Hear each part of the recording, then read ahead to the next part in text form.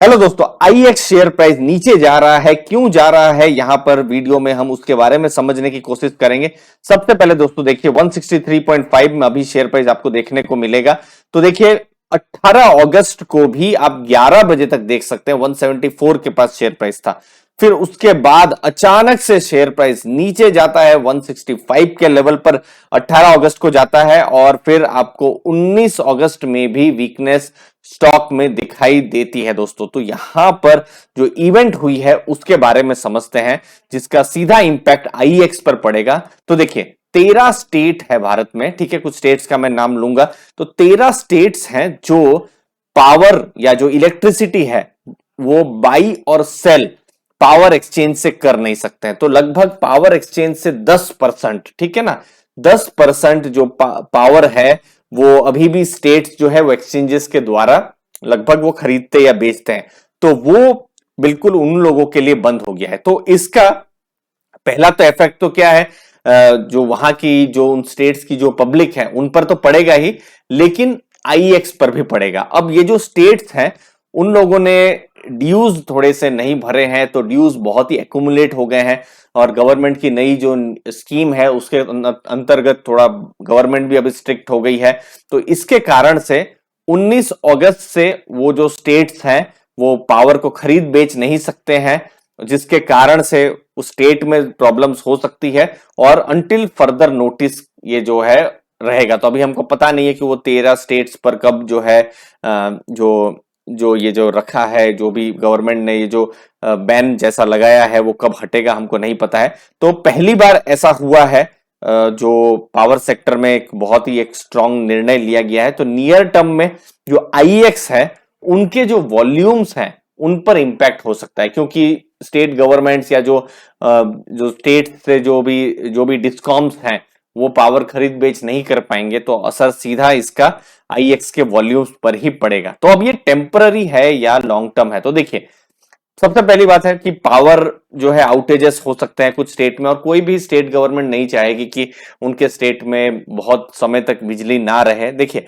थोड़ा बहुत 87-90% अगर आप देखेंगे तो भी अभी लॉन्ग टर्म पावर से ही आती है बिजली।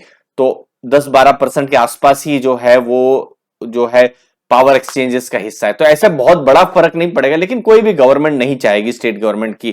तो इसीलिए ये अगर आप देखेंगे तो पास्ट में जब भी ऐसी छोटी मोटी घटनाएं हुई है तो रेस्ट्रिक्शंस को जल्दी ही रिमूव कर दिया गया है, ठीक है ना।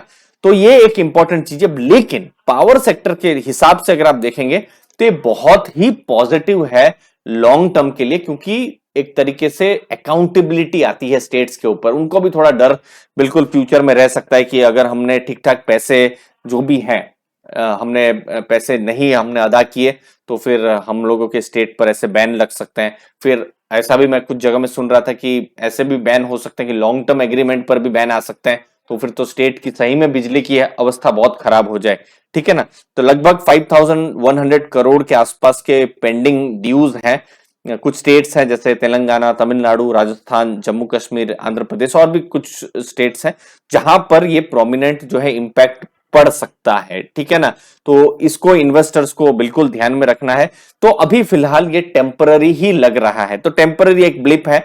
लेकिन अगर जो ये कुछ दिनों के बाद अगर कुछ न्यूज आ जाती है कि ये बैन हट गया है इन स्टेट्स के ऊपर से, तो फिर स्टॉक बिल्कुल पॉजिटिव भी रिएक्ट कर सकता है। तो इस न्यूज के ऊपर बहुत कुछ चीजें हैं, फ्यूचर में हमको पता चलेगा। अब क्या इंपैक्ट होगा, तो देखिए आईएक्स जो है अगस्त में जो वो हर महीने के अपने डेटा पब्लिश करते हैं, तो अगस्त के जो डेटा है वो सितंबर में पब्लिश करेगी, तो हमको इंपैक्ट पता चलेगा। क्योंकि अभी तो क्या एक अंदाजा लगाया जा रहा है कि जो वॉल्यूम्स हैं उनके कम होंगे, लेकिन कितने कम होंगे वो अभी भी बता पाना मुश्किल है। तो वो जब भी आईएक्स से डेटा आएंगे या आईएक्स की तरफ से कुछ भी ऑफिशियल कुछ भी आएगा तो हमको पता चलेगा। बट फिलहाल हम तो यही सोचेंगे और बेहतर सबके लिए यही होगा कि जो स्टेट गवर्नमेंट्स हैं पैसा जो भी है उनको जो भी ड्यू करना है वो पैसा दे देंगे, तो फिर जो बैन है उनके ऊपर से हटेगा। तो वो एक बहुत ही पॉजिटिव स्टेप हो सकता है ट्रांसपेरेंसी और अकाउंटेबिलिटी पूरे पावर सेक्टर के लिए। तो टोटल 10%, ये मैंने 10 लिखा हुआ है, लगभग 10% आप इसको रीड करिए, 10% जो पावर है एक्सचेंजेस के द्वारा में आती है। तो खैर स्टेट्स में बहुत फर्क नहीं पड़ेगा, लेकिन एक स्ट्रांग मैसेज जा रहा है, वो आपको ध्यान में रखना है। अब आईएक्स की जब हम फंडामेंटल बात करते हैं तो एक लॉन्ग टर्म में, जैसे हमने देखा है, लॉन्ग टर्म में 20-25 साल के पीपीएस होते हैं, ये 20-25 साल के होते हैं। तो पिछले 5 सालों में कोई भी नए पीपीएस थर्मल पावर में साइन नहीं हुए हैं। तो इसका मतलब है कहीं ना कहीं वो अपॉर्चुनिटी बाइलेटरल और जो पावर एक्सचेंज है उनके लिए हो रही है। फिर भारत डिमांड जो है इलेक्ट्रिसिटी की ग्रो करती रहेगी, भारत ग्रो कर रहा है। 100% जो भी हाउस होल्ड इलेक्ट्रिफिकेशन, सौभाग्य स्कीम से अर्बनाइजेशन हो रहा है, जीडीपी बढ़ रही है। तो ये सब कुछ लॉन्ग टर्म में आईएक्स के लिए जो है अपॉर्चुनिटीज आपको देखने को मिलेगी। ये लेटेस्ट के रिजल्ट्स हैं, आप देख सकते हैं। पिछले साल अप्रैल से जून में 63 करोड़ के आसपास का प्रॉफिट था, जो इस बार बढ़ के 69.1 करोड़ हुआ है। हाँ, क्वार्टरली प्रॉफिट कम हुआ है 88.4 से 69, लेकिन एक स्ट्रॉन्ग बिजनेस है, क्योंकि ये टोटली एक बिजनेस आप मान सकते हैं एक तरीके से, जो बिजनेस है टोटल एक प्लेटफॉर्म का बिजनेस है। तो मार्जिन्स भी बहुत स्ट्रांग है। आप देखिए ना, यहाँ पर जो रेवेन्यू है 103 करोड़ में और 63% का उनका 63% के आसपास का प्रॉफिट है। तो बहुत ही स्ट्रांग मार्जिन यहाँ पर आपको देखने को मिल सकते हैं। तो ओवरऑल अभी एक इवेंट हुई है जिसकी वजह से टेम्पररी एक ब्लिप है, मतलब एक लॉन्ग टर्म इंपैक्ट नहीं है, उसको ध्यान में रखना है। लेकिन अगर ये जो बैन हटता है तो फिर बिल्कुल पॉजिटिव इंपैक्ट इस पर पड़ जा सकता है। और उसके अलावा भी दूसरे कॉम्पिटिटर्स भी, हिंदुस्तान पावर एक्सचेंज, वो सब भी आए हैं, तो उसका भी इंपैक्ट फ्यूचर में कैसा होगा हम उसके बारे में भी हम आपको बताते रहेंगे हम अर्ली फाइनेंशियल आजादी में। तो इसको इन्वेस्टर्स बिल्कुल नोट करें, और आप भी मुझे बताते रहिए आपको किस स्टॉक के ऊपर आपको और ज्यादा एनालिसिस करनी है, हम कर देंगे। धन्यवाद आपके टाइम के लिए, थैंक यू।